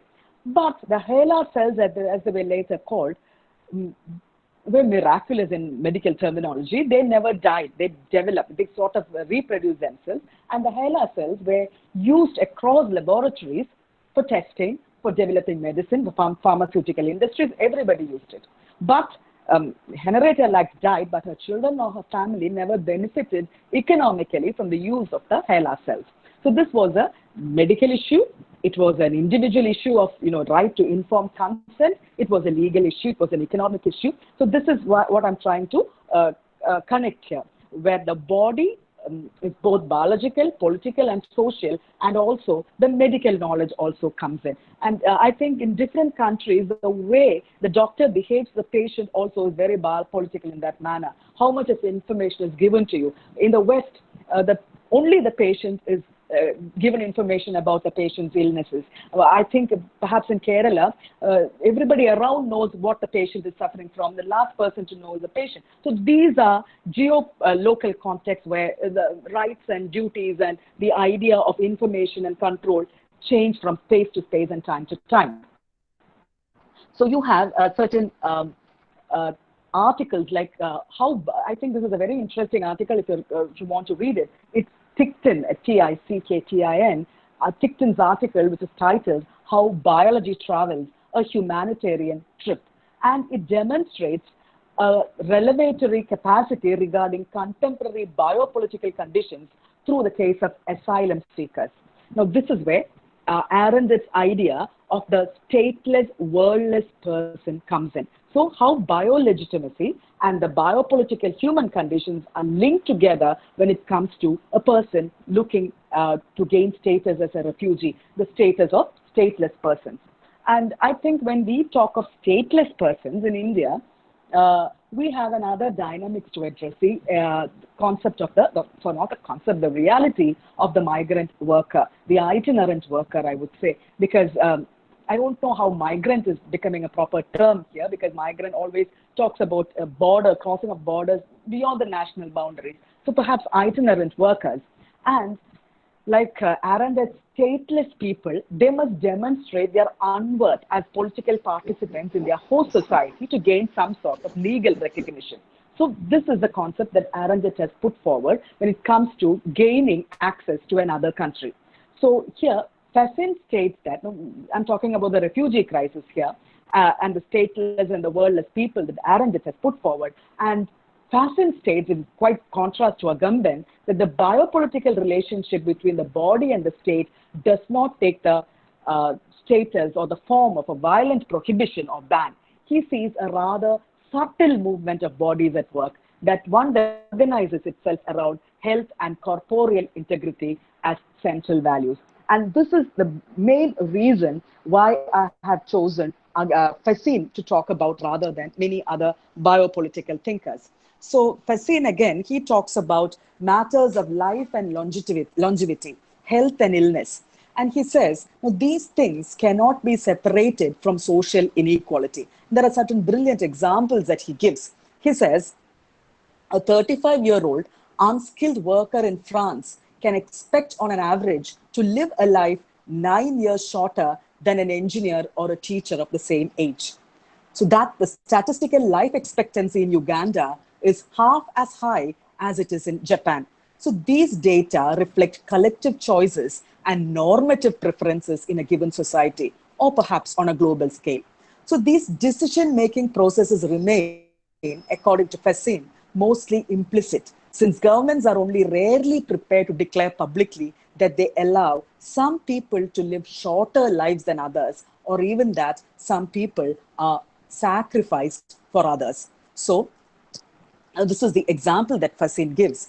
So here you have an inversion of priorities in the contemporary moral and political field, in which the right to life becomes a challenge to social rights and economic rights, and this would impose itself in detriment to the others. So I hope this is clear, where the right to life becomes a question mark here, and you have two other matrices to address. One is the social right and one is the economic right. And Fassin calls this difference between two perspectives the conflict of two ethical communities that have an unequal legitimacy. So please remember that Fassin is talking about the refugees, the stateless people gaining access, and where their right to life becomes challenged with the right to work of other communities there. If you remember the word Bangalore, if you remember the wall that was meant to be built separating Mexico, perhaps this will become clear. So bare life appears from this perspective as a vector for biolegitimacy. So for Fassin, humanitarianism is not a closed social field of action that is defined and administered by NGOs, but it is a moral principle that grants absolute human life priority. So human life becomes prioritized within this idea of humanitarianism. And according to Fassin, it is more and more apparent in the social domain that the body functions as a final authority on political legitimacy. So coming again once more, focusing on Fassin and his assessment of social development and bio-legitimacy, the humanitarian logic is the highest ethical ideal. This is quite ambivalent here. So I'll just go into Fassin's concepts. He says he welcomes the tendency for punishment to be replaced by care and surveillance by compassion. But he also believes that it has led to a reformulation of political problems as moral and medical ones. So social suffering mixes with bodily suffering, and the boundary between the social and the medical dissolves. Fassin states that in order to analyze contemporary societies, it is necessary not only to consider biopower as a power over life, but also to view bio-legitimacy as the legitimacy of life, since government operates not so much on the body as through the body. So the decision-making process, as I already said, is quite complex, and it again depends on the economy of the country, the political outlook of the country, and of course, the place where the asylum seeker comes from. And he gives you another example. Fassin gives you another example. He says, when he's speaking about the pre-pandemic era, he says, asylum seekers in Europe may gain more rights to legal asylum by procuring a formal medical document that certifies their status as unable to return to their country of origin, owing to the fact that they have been diagnosed by a life-threatening illness, or they can show bodily scars to have been persecuted or tortured in their own country. So this is, I think, the opposite which is happening here, where you have to download an app if you want to travel by air, produce a medical document if you want to cross over a border, and the borders which exist within the country, not outside it also. So, and the modern liberal individuals are individuals who cannot appear to be enterprising nor politically embedded so long as their biology is taken for legibility instead of their words. So you, like the body becomes put under the scanner, scanned for various diseases, scanned for your illnesses, and that gains you legitimacy, whether or not you have or possess certain viruses or illnesses or diseases. So Fassin strikes his project out as returning to Foucault's work on life and biopower prior to his turn towards technologies of governance, and offers two terms for us to work with. One is bio-inequality and the other is bio-legitimacy. And once we see how humanitarianism has become a generalized mode of governing, he argues, we can further see how such a thing as bio-legitimacy operates today as the power of life, as opposed to the biopolitical power of life. So there is a distinction he's making here from biopolitics to bio-legitimacy. So he says, thus we emphasize the construction of the meaning and values of life, and reframes the tenets of biopolitics or biopower, that to make live becomes a matter of choice over who shall live, what sort of life, and for how long. So the value-laden way then further allows us to begin conceptualizing inequality. But this idea has to come in. And another brilliant example that Fassin has given us is, Esposito has given us regarding bio-legitimacy is the Afghanistan War in 2001. That is after 9/11, he says, a new kind of humanitarianism. Now, this is another word which has been problematized both by Fassin as well as by Esposito. And this example will make that, it's a brilliant example which will make very clear what many people think humanitarianism is. So he says, after 9/11, a new kind of humanitarianism takes place over the skies of Afghanistan. Bombs as well as food and medical supplies are dropped from the same sky. So there you have it, the idea of humanitarianism. So before I wind up, again, this is an example which I constantly go to. So if you have heard it before, excuse me. But I would like to stop the turbulent issues that are being raised in contemporary times with an address to another book written by Anna Tizing, and it is called The Mushroom at the End of the World. And she talks about the Masutake mushrooms. So it is supposed, we know about the mushroom cloud that loomed in the period of the Second World War in Japan, Hiroshima and Nagasaki. And the belief is that after the disaster, the first things to grow were the Masutake mushrooms. So in Japan, this is considered to be a very important commodity for gift giving, and it's very expensive as well. And Anna Tsing sort of traces the growth of these mushrooms in forests where people have actually invaded the forest, but still the mushroom, a precarious existence, continues to flourish there. And she talks about how these people, the foragers in the forest, who have been sort of pushed out of any network of labor organizations or any sort of protection by the government, they come together and they gather these mushrooms, and this becomes part of an export chain. And finally, the mushrooms end up in Japan, where they're consumed with great interest and relish. And she traces this as an effort to survive in the face of ruthless capitalism, where certain bodies are discarded as unimportant. And what she's trying to make clear through the icon of the, or the metaphor of the Masutake mushroom is the fact that the precariat will survive. And this is what I would like to end on, the note of survival and the note that we will overcome the turbulent times, that we somehow will manage to find a niche in which we can protect ourselves and the rest of the world.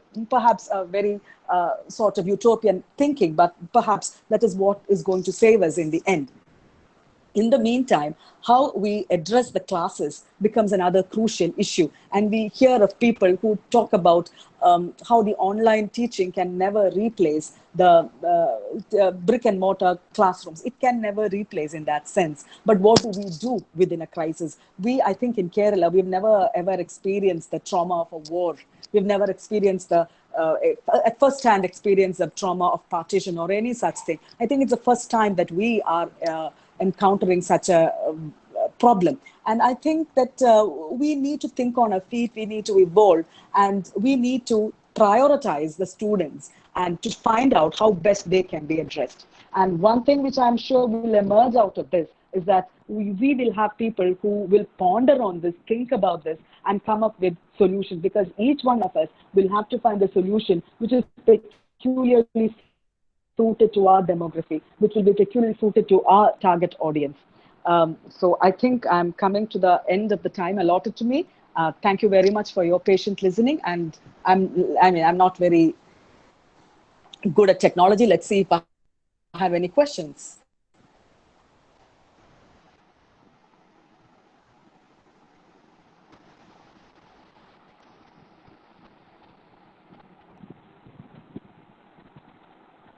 Hello.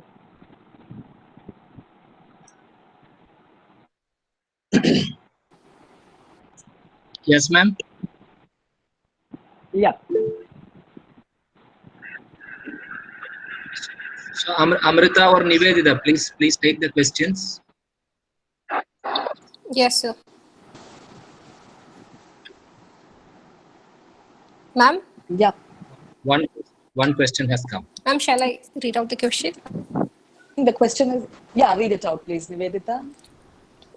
Ma'am, your question is from Vidya Karingat. Can we say the present medico-judicial system acted as an oppressive power to suppress the underprivileged?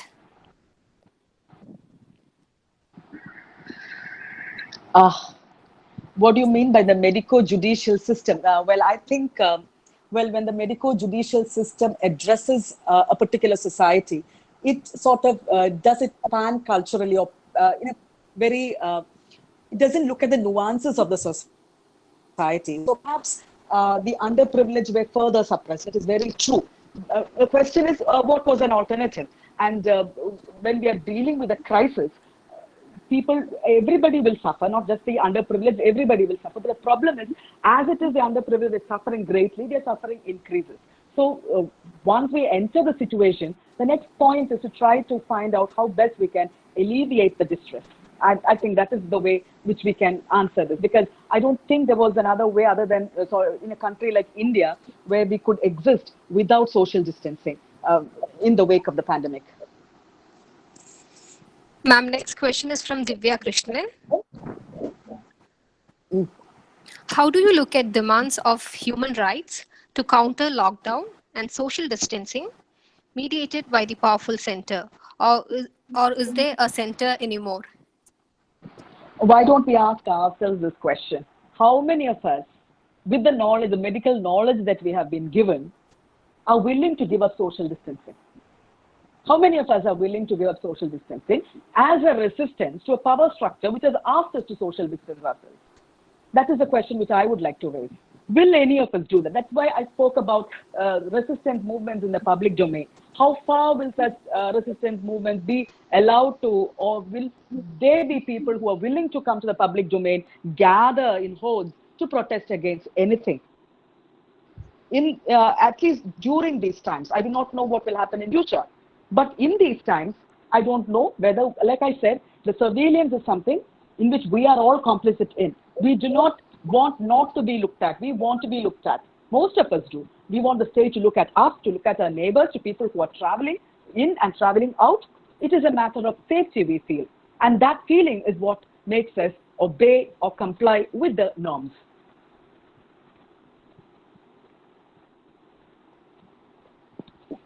Ma'am, next question is from Ganesh Mankulam. As always, with all biopolitical machineries of management of life, here also, this management of... No, he starts before that. He says, one second, he says, I disagree with the statement, there was no normal. We always had normal. My question is, this idea of normal and abnormal. If you have a normal, you have an abnormal. So what was normal? If you look at it from the women's point of view, patriarchy was not normal. If you look at it from multiple genders' point of view, masculinity was not normal. So I fail to understand that we have one regular or one common denominator called normal at all. We have multiple normals, you could say, depending on your perspective. That is all that I was trying to make here. Yes, continue, Nivedita. Ma'am, next question from Neetu Baby. Yeah. How can biolegitimacy transcend geography when diseases are determined by biological habitat? How can biolegitimacy transcend geography? Well, that is what I was trying to tell you.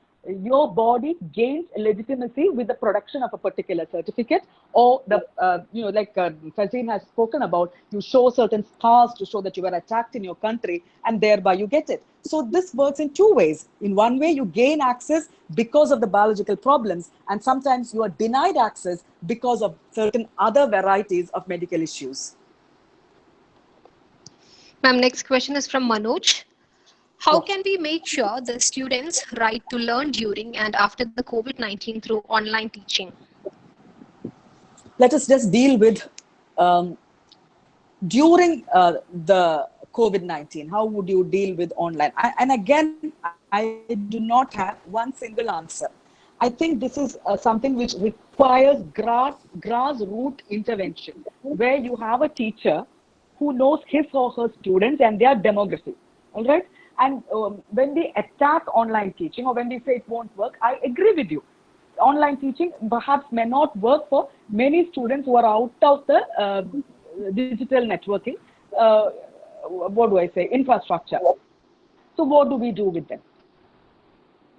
As a teacher, personally, what I would do is I would identify the students who did not have access and personally reach out to them and make sure that they somehow manage to listen to what the teacher said. Perhaps not in live online classes, perhaps they could be given a CD of the recordings, perhaps they could be sent printouts of the teaching material that we have prepared. But I don't think a student should be made to suffer because of the pandemic which is raging outside. What will happen is that the digital divide will get even more wider, because there will be students who can afford online and there will be students who cannot. So as a teacher, we have to address this peculiar issue. Yes. Ma'am, next question is from Harita Chalan. Yeah.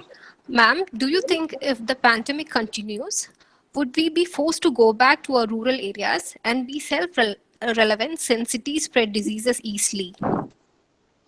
Self-reliance, and how many of us do have rural areas to go back to? I do not have a rural place to go back to. I'm stuck in a flat. So it is not everybody who has the, what do I say, luxury of going back to a rural community. And perhaps we realize the importance of food now, because farming is what is going to sustain us if this goes on extensively and intensely as it is appearing to now. Ma'am, next question is from Sergeant Sir. What about morality and biolegitimacy, especially religious morality? I'm sorry, I don't understand, sir. Religious morality and biolegitimacy.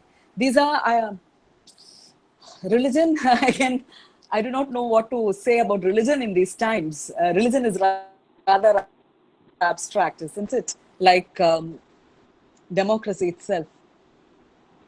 And how do you relate biolegitimacy with religion? I was talking about governmentality and the idea of the body as a site for pathogens, medical problems.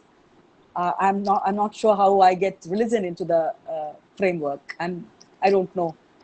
Or do you mean to say that religion gives biolegitimacy to certain bodies instead of others? Yeah, perhaps. Will religion become irrelevant? I think after the wars, did religion become irrelevant? No, it didn't. And I don't have that much positive faith in humanity to think that we will emerge as very positive citizens who have inclusive thinking and all that. We will just wait for this to get over with, and I'm sure that what we call normal will be resumed, personally. Now, Zizek, I know, has said that capitalism will come to an end, perhaps, but we're not sure, again, because if you look at chaotic theory and all that, any chaotic system has a way of reinventing itself at the moment when it is going to completely crash. Is that it? Yes, ma'am. I think so.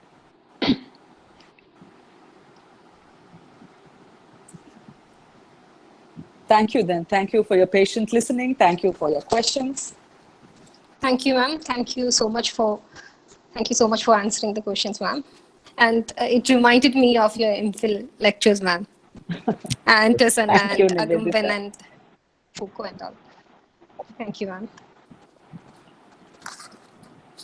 Now, I invite Aishwarya PK, Assistant Professor of our department, to deliver the vote of thanks. Nivedita, can you listen to me? Yes, you are audible. Yes, ma'am. Hi all. With this session, we are winding up the two-day international webinar organized by the PG Department of English, Pioneer College, Pioneer.